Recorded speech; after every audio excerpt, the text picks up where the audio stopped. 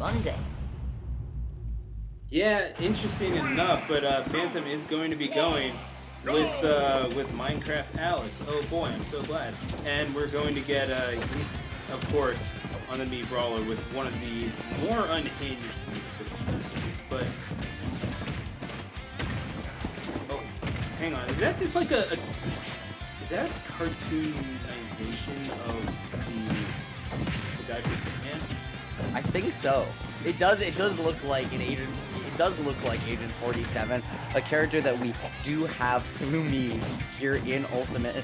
When you just have enough belief, as we've seen, Yeast having to find his way through the maze that Steve is putting up in front of him, Fhantum, making it very difficult for this character to find those landing neutralizers, getting close enough to get these grabs in a way that gets a combo. Another up tilter would have continued the combo, but instead gonna look to buffer it, get a little bit over aggressive, and Phantom's just gonna blow you up, now jab train you across the stage.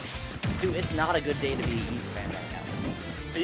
Hey, you know what? All you had to do was just navigate the cave of life that the character can create. I mean, sorry if you got a skill issue there, bud, but it's Yeast, however, going to try to fight the way through.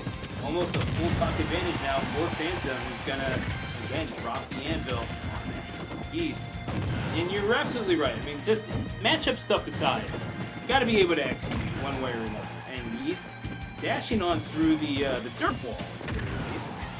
Going to be aided in recovery by those blocks, and this is one of those things.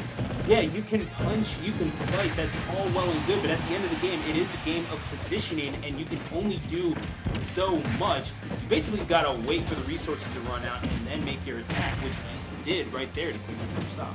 This is one of those matchups where I do really I don't like this set that we see Yeast using with the flashing punch suplex, which is as much as I like the shot put drop kick, because of the amount of extra tools, shot put just did such a good job disrupting minecart and forcing Steve to actually fight you rather than sit back. Yeast has been struggling with getting in on his own terms, and that's why we see moments like these down smashes come out where Yeast just has to commit, and then he's getting caught out with a jab, and is getting caught out by a down air, and just eating 40, 50, 60% unanswered. I mean, Phantom certainly no slouch in his own right. Taking it to Yeast right now. Gonna get up smashed by the Jersey Mii Brawler. But Phantom, I mean, what is it that you're able to do other than try to get in the face of Yeast and make sure that the resources aren't able to be replenished?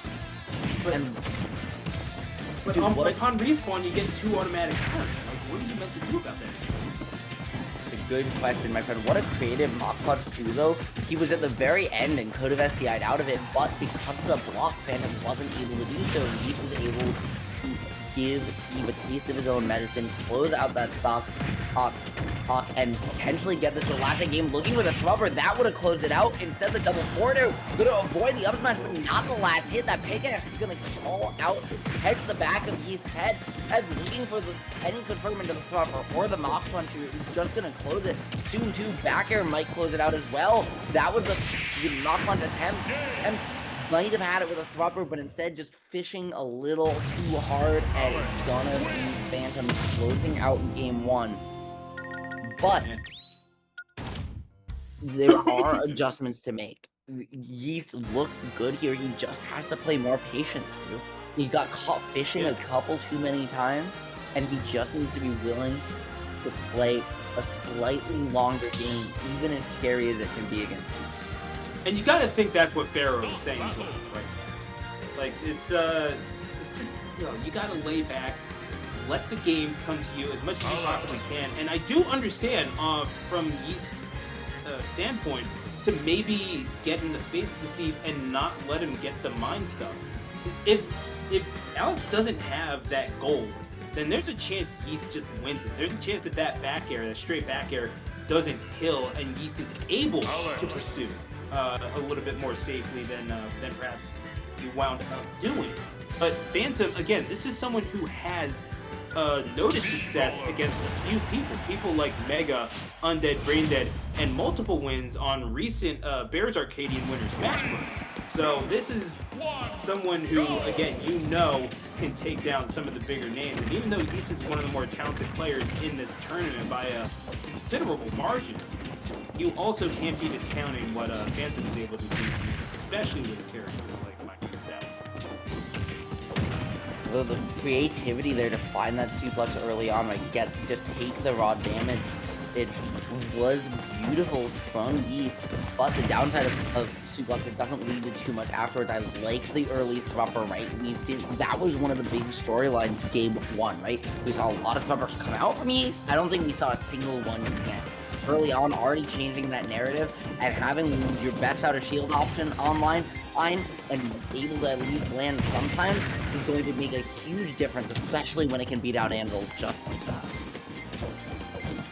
Yeast now swinging away, but I mean, you're just straight up punished for that one. Sorry, Yeast, but going to have to reset neutral, and that is where you thrive in if you are Alex. If you get to do that, you get to create your own cave, you get to mine resources, and this is how the game gets away from you if you are Yeast. You know, you have to find a way in, and that being said, I adore the movement we just saw from Yeast twice, right? That early air dodge, getting under the ceiling, knowing he wouldn't be able to die, and then the empty hop to just switch sides so that he's the one with the cage over his head, and he's making these blocks from Fhantum start to be used against him.